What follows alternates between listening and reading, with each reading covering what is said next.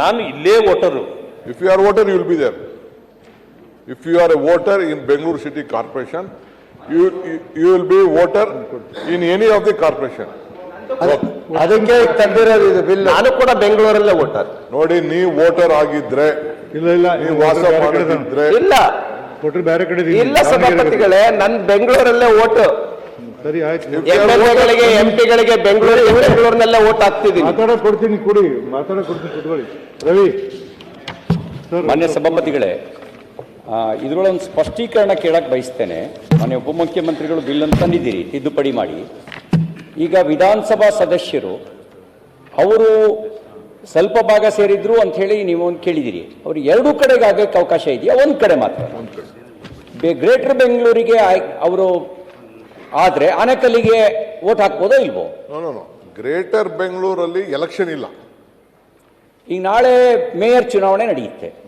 Mayor ಚುನಾವಣೆಯಲ್ಲಿ ಅವ್ರ corporation ಮಾತ್ರ ಇರ್ತದೆ.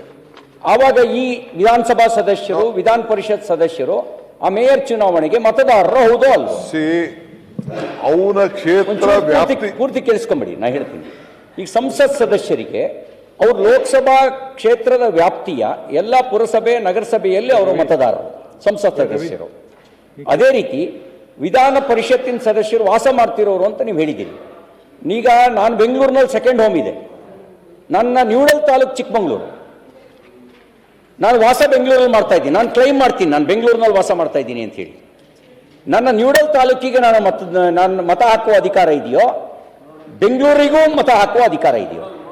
ಅದೇ ತರ ವಿಧಾನಸಭಾ ಸದಸ್ಯರು, ನೀವು ಆನೇಕಲ್ದ ಒಂದು ಪ್ರಸ್ತಾಪ ಮಾಡಿದ್ರಿ, ಅದಕ್ಕಾಗಿ ನಾನು ಕೇಳಕ್ ಬಯಸೋದು, ಅವರು ಆನೇಕಲ್ಲಿಗೆ ಮಾತ್ರ ಮತ ಹಾಕ್ಬೋದೋ, ಗ್ರೇಟರ್ ಬೆಂಗಳೂರಿಗೂ ಮತ ಹಾಕ್ಬೋದು?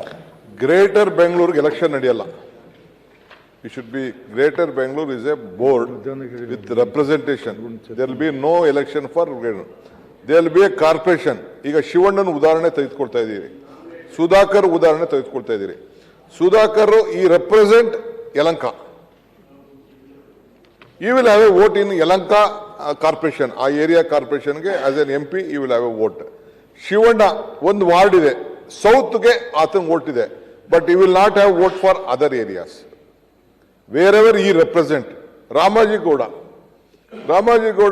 he represents idu Bangalore city. Puttanna he represent Bangalore. He will have a vote. Others can't have a vote. ಈಗ ಅವ್ರು ಕೇಳ್ತಾ ಇದ್ದೀರಿ, ಯಾರೋ ನಮ್ಮ ರವಿ ಅವರು, ನಾರಾಯಣ ಸ್ವಾಮಿ ಅವರು, ನೀವು ನಿಮ್ಮ ವೋಟ್ನ ನೀವು ನಿಮ್ಗೆ ಯಾವ ಕ್ಷೇತ್ರದಲ್ಲಿ ಇಟ್ಕೊಂಡು ನಿಮ್ಮ ಮನೆ ಇತ್ತು ಅಂತಂದ್ರೆ definitely you will have the claim of a vote. Ravikumar clarify ಮಾಡಿದ್ರು ಸಚಿವರು. ವೋಟರ್ ನಾನು ಬೆಂಗಳೂರು ಯಾವುದೋ ಒಂದು ಕಾರ್ಪೊರೇಷನ್, ಯಾವುದೋ ಒಂದು ವಾರ್ಡಲ್ಲಿ ಇದ್ದೀನಿ, ಯಾವುದೋ ಒಂದು MLA ಕಾನ್ಸ್ಟಿಟ್ಯೂನ್ಸಿ, ನಮ್ಮ ದಿನೇಶ್ ಗುಂಡೂರಾವ್ ಅವರು ಈಗ MLA ಇದ್ದಾರೆ, ಆ ಕಾನ್ಸ್ಟಿಟ್ಯೂನ್ಸಿ ನಂದು ಬರುತ್ತೆ, ಬಟ್ ನನ್ನ ಹೆಸರು ಅದರೊಳಗಡೆ ಸೇರಿಲ್ಲ. ಉದಾಹರಣೆಗೆ ಬೇರೆಯವ್ರಿಗೆಲ್ಲ ಮೀಟಿಂಗ್ ಕರೆದಿದ್ದೀರಾ ನೀವು ಒಂದೆರಡು ಸರಿ, ಆ ಸಂದರ್ಭದಲ್ಲಿ ವಿಧಾನ ಪರಿಷತ್ ಸದಸ್ಯರನ್ನು ಮೀಟಿಂಗ್ ಕರೆದಿದ್ದೀರಾ, ರಾಜ್ಯಸಭಾ ಸದಸ್ಯರನ್ನು ಕೂಡ ಕರೆದಿದ್ದೀರಾ. ನಾನು ಅದೇ ಬೆಂಗಳೂರಿನ ಒಂದು GB ಅಲ್ಲ, ಬೆಂಗಳೂರು ಸೆಂಟ್ರಲ್ನ ವೋಟರ್. ನೀವು ಬಹಳ ಸಂತೋಷ, ಇದನ್ನ ಇಟ್ಕೊಳ್ಳಿ ನೀವು. ಈಗ ರವಿ ಇಲ್ಲ, ಇದೇ ಪ್ರಾಬ್ಲಮ್. ನಾವು ಹಿಂಗೆ ರಾಜಕೀಯ ಒತ್ತಡದ ಮೇಲೆ ಅವ್ರನ್ನ ಸೇರಿಸ್ಬಿಟ್ಟು, ಅವನು ಕನಕಪುರದಿಂದ ಬಿಲ್ ತಗೋತಿದ್ದ. ಈಗ ನೀವೆಲ್ಲ ಬಿಲ್ ತಗೋತೀರಲ್ಲ, ನೋಡಲ್ ಡಿಸ್ಟ್ರಿಕ್ಟ್ ಅಂತ, ಅದು ಹಂಗಿಲ್ಲ. ನೀವು ಇಲ್ಲಿತ್ತು ಅಂತ ಅಂದ್ರೆ you can't claim a vote from Gulbarga or Bidar wherever you are. TADA